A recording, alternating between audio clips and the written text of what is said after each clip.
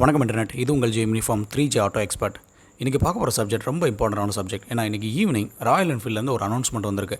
அவங்க ப்ரொடியூஸ் பண்ண Royal Enfield பைக்கில், அதாவது கிட்டத்தட்ட 2,36,966 வெஹிக்கிளில் வந்து ஒரு கம்ப்ளைண்ட் வந்திருக்கு. இது மைனர் கம்ப்ளைண்ட்டா மேஜர் கம்ப்ளைண்ட்டா, இதை பற்றி ராயல் என்ஃபீல்டு ஓனர்ஸ் வந்து கவலைப்படணுமா? ஸோ அப்படி கவலைப்படுறதா இருந்தால் இதை வந்து யாருக்கு ரீச் பண்ணுறது, இதை எப்படி ரீப்ளேஸ் பண்ணுறது, இதுக்கு சார்ஜஸ் வாங்குவாங்களா, இதை பைக்கே கம்ப்ளீட்டாக மாற்றுவாங்களா, இல்லை அந்த காம்பனண்ட்டை மாற்றி மாட்டுவாங்களா, ஸோ இது வந்து எப்போ பண்ணலாம், இதுக்கு எவ்வளோ நேரம் ஆகும் அப்படிங்கிற எல்லா டீட்டெயில்ஸுமே நம்ம பார்க்க போகிறோம். நம்ம சேனலுக்கு நீங்கள் ஃபஸ்ட் டைம் இருந்தீங்கன்னா சேனலை மறந்துடாமல் சப்ஸ்கிரைப் பண்ணுங்கள், அந்த பெல் நோட்டிஃபிகேஷனை ஆன் பண்ணி வைங்க. முக்கியமாக இந்த வீடியோவை ஸ்கிப் பண்ணாமல் பாருங்கள்.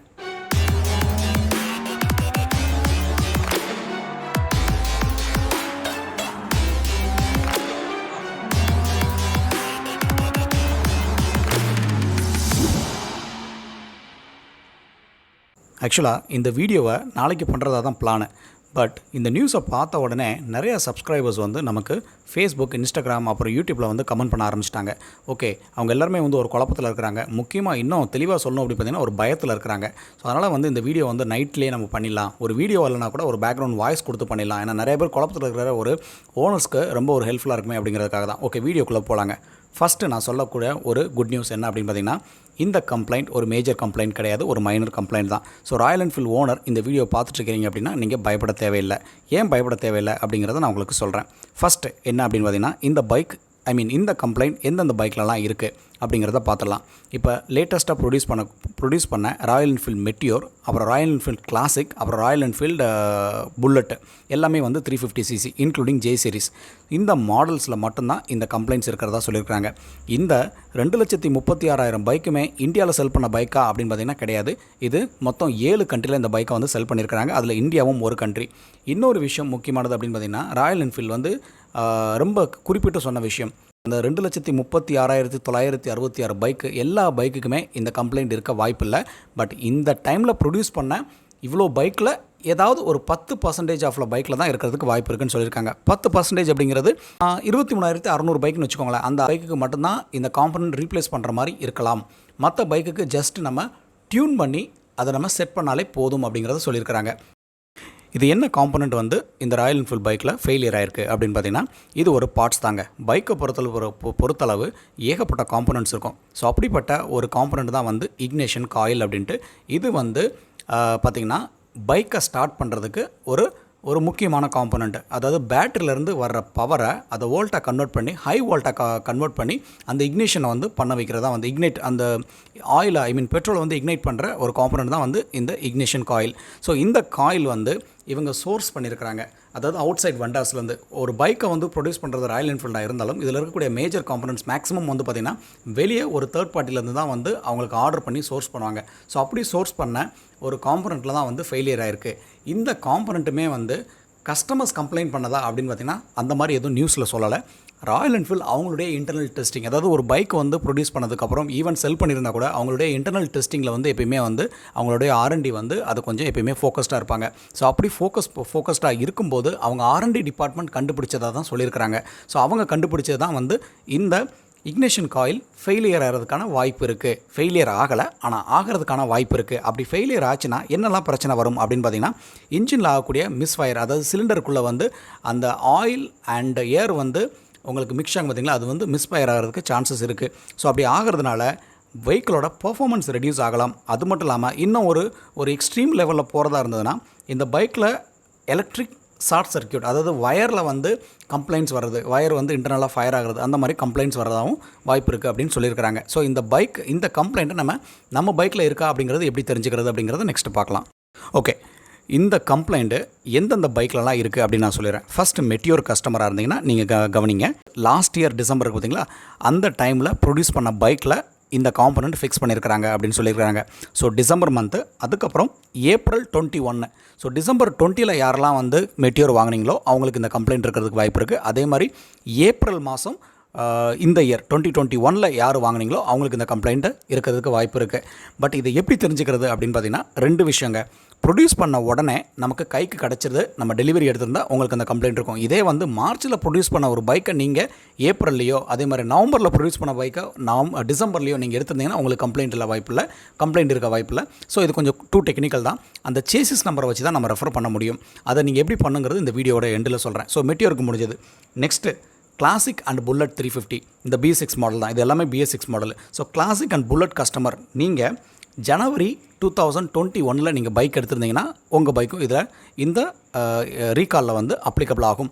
அப்புறம் ஜனவரி மட்டும் இல்லாமல் ஏப்ரல் 2021, அதாவது 2 மாதம். அதுக்கு எப்படி 2 மாதம், அதே மாதிரி இந்த கிளாசிக்கும் புல்லட்டுக்கும் ஜனவரிலையும் ஏப்ரலையும் எடுத்த கஸ்டமர் மட்டும்தான் நீங்கள் கொஞ்சம் இதை பற்றி நீங்கள் என்கொயரி பண்ணணும்.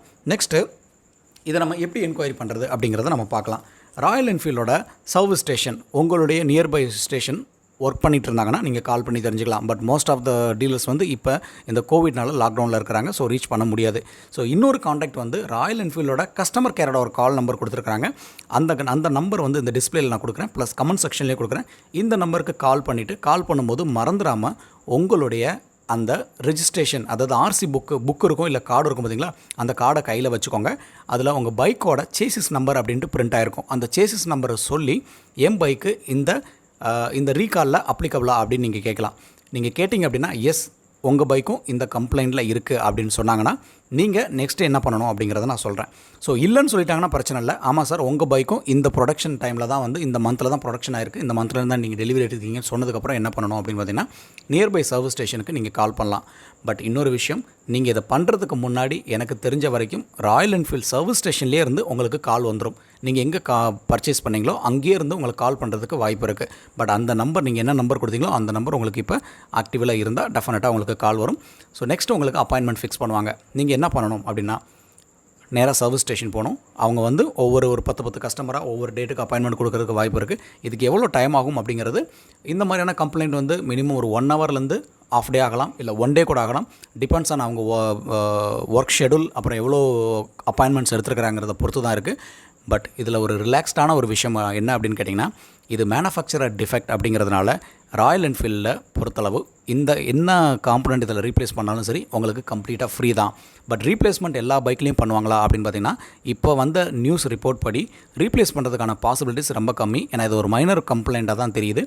மேக்ஸிமம் அதை டியூன் பண்ணி ரீடிங்கை வந்து ரெஃபர் பண்ணிவிட்டு ரீடிங் ஓகே வரந்ததுன்னா உங்கள் பைக் வந்து ரெடி டு டிரைவ். இல்லை இது வந்து மேஜர் கம்ப்ளைண்ட்டாக இருக்குது, உங்கள் பைக்கில் அந்த பர்டிகுலர் காம்பனண்ட்டுக்கு ரீப்ளேஸ்மெண்ட் தேவைப்பட்டது அப்படின்னா அவங்க உங்களுக்கு அந்த இக்னிஷன் காயிலை வேறு காயிலாக அவங்களுக்கு மாற்றி கொடுத்துருவாங்க. ஸோ இதுதான் இதில் இருக்கக்கூடிய ஒரு ரிலாக்ஸிங்கான ஒரு விஷயம். நெக்ஸ்ட் கொஸ்டின், எப்போ இந்த பைக்கை வந்து நம்ம சர்வீஸ் ஸ்டேஷனுக்கு ரிப்பேருக்காக கொண்டு போகலாம் அப்படிங்கிற உங்களுக்கு ஒரு டவுட் இருந்ததுன்னா அதுக்கான ஆன்சர் என்ன அப்படின்னு பார்த்தீங்கன்னா, ராயல் என்ஃபீல்டில் இந்த கோவிட் பிரச்சனை இந்த இந்தியா ஃபுல்லாக இருக்கிறதுனால ராயல் என்ஃபீல்ட் பொறுத்தளவு இன்னும் எந்த டேட்டில் இருந்து இந்த கேம்பெயின் ஸ்டார்ட் பண்ணுறாங்க அப்படிங்கிற இன்ஃபர்மேஷன் இன்னும் வந்து அவங்க கன்ஃபார்ம் பண்ணல. பட் ஒன்ஸ் வந்து எல்லா ஆத்தரைஸ்டு டீலர்ஷிப்புக்கும் ஒரு டேட் கன்ஃபார்ம் பண்ணிட்டாங்க அப்படின்னா இமீடியட்டாக உங்களுக்கு அந்த சர்வீஸ் ஸ்டேஷன்லேயே இருந்து உங்களுக்கு கால் வரும். ஸோ உங்கள் பைக் இருந்தது அப்படின்னா இந்த சேசிஸ் நம்பர் அந்த பர்டிகுலர் டைமில் வந்து ப்ரொடக்ஷனான வண்டியாக இருந்து அந்த பர்டிகுலர் மந்தில் வந்து டெலிவரியான பைக்காக இருந்ததுன்னா டெஃபினட்டாக உங்களுக்கு ராயல் என்ஃபீல்ட்லேருந்தே கால் வரும். ஸோ நீங்கள் அவங்களுடைய கோஆர்டினேட் பண்ணிக்கலாம். மறுபடியும் சொல்கிறேன், நீங்கள் பயப்படுற அளவுக்கு ஒரு பெரிய விஷயமே கிடையாது. நிறைய பேர் என்னோடய கமெண்ட்டில் கேட்ட இன்னொரு விஷயம், ப்ரோ பைக்கையே மாற்றி கொடுத்துருவாங்களா? ஸோ அப்படி பைக்கை மாற்றி கொடுக்குறதா இருந்தால் அந்த ப்ரொசீஜர் எவ்வளோ நாள் ஆகும், ரொம்ப நாள் வெயிட் பண்ணுமா அப்படின்னு கேட்டாங்க. ப்ரோ இது வந்து ஒரு ரீகால் ஆக்டிவிட்டிங்கிறது இந்த மாதிரியான ப்ரீமியம் பிராண்டில் அதிகமாக நடக்கக்கூடிய ஒரு விஷயம். ஒரு கம்ப்ளைண்ட் என்னங்கிறத அவங்களே கண்டுபிடிச்சிட்டாங்கன்னா உடனே வந்து எல்லா கஸ்டமர்ஸ்க்கும் வந்து ஃப்ரீயாகவே மாற்றி கொடுக்குறது. அந்த பர்டிகுலர் காம்பனண்ட்டை மட்டும் தேவைப்பட்டால் டியூன் பண்ணுவாங்க. டியூன் பண்ணியும் அந்த கம்ப்ளைண்ட் சரியாகலை அப்படின்னா அந்த பர்டிகுலர் பார்ட்ஸை மட்டும் மாற்றி தான் கொடுப்பாங்க, பைக்கை மாற்றி தர மாட்டாங்க. இது வந்து ஒரு கன்ஃபர்மேஷன். ப்ரோ இதெல்லாம் ஓகே, பட் ராயல் என்ஃபீல்டு வந்து எப்போ வந்து லாக்டவுனுக்கு அப்புறம் ஓப்பன் பண்ணி எப்போ எனக்கு கால் பண்ணி அது வரைக்கும் என்னால் அந்த சஸ்பென்ஸை வந்து தாங்கவே முடியல ப்ரோ அப்படின்னு நினச்சிங்கன்னா கீழே பார்க்குற இந்த நம்பருக்கு காண்டாக்ட் பண்ணி இமீடியட்டாக நீங்கள் தெரிஞ்சுக்கலாம். பட் அவங்களுக்கு ஒரு ஒர்க்கிங் ஹவர்ஸ் இருக்கும், அந்த என்ன ஹவர்ஸில் ஒர்க் பண்ணுறாங்க என்னங்கிற டீட்டெயில்ஸ் நமக்கும் தெரியல. பட் ட்ரை பண்ணி பாருங்கள். ஸோ இப்போ கொடுத்த இன்ஃபர்மேஷன் ராயல் என்ஃபீல்டு கஸ்டமர்ஸ், அது முக்கியமாக அந்த கிளாசிக் மெட்டியோர் புல்லட் ஓட்டுற கஸ்டமர்ஸ்க்கு இந்த வீடியோ பார்த்ததுக்கப்புறம் கொஞ்சம் ரிலாக்ஸ்ட் ஆகிருப்பீங்கன்னு நினைக்கிறேன். ஸோ இது மாதிரியான நெக்ஸ்ட் இம்பார்ட்டன்ட் அப்டேட் நம்ம வீடியோவில் நெக்ஸ்ட் கொடுக்கலாம். இதை பற்றி நான் வேறு இன்ஃபர்மேஷன் வந்தாலும் உங்களுக்கு நான் டெஃபினட்டாக அப்டேட் பண்ணுறேன். நம்ம சேனலில் இன்னும் நீங்கள் சப்ஸ்கிரைப் பண்ணலை அப்படின்னா சப்ஸ்கிரைப் பண்ணிக்கோங்க. அப்புறம் அந்த பெல் நோட்டிஃபிகேஷனை ஆன் அப்படின்னு செலக்ட் பண்ணி வச்சுக்கோங்க. ஸோ அப்படின்னா தான் நம்ம போகிற நெக்ஸ்ட் வீடியோ உங்களுக்கு இமீடியட்டாக ரீச் ஆகும். Stay tune, always wear helmet and ride safe. Bye. This is Jai from 3J Auto Expert.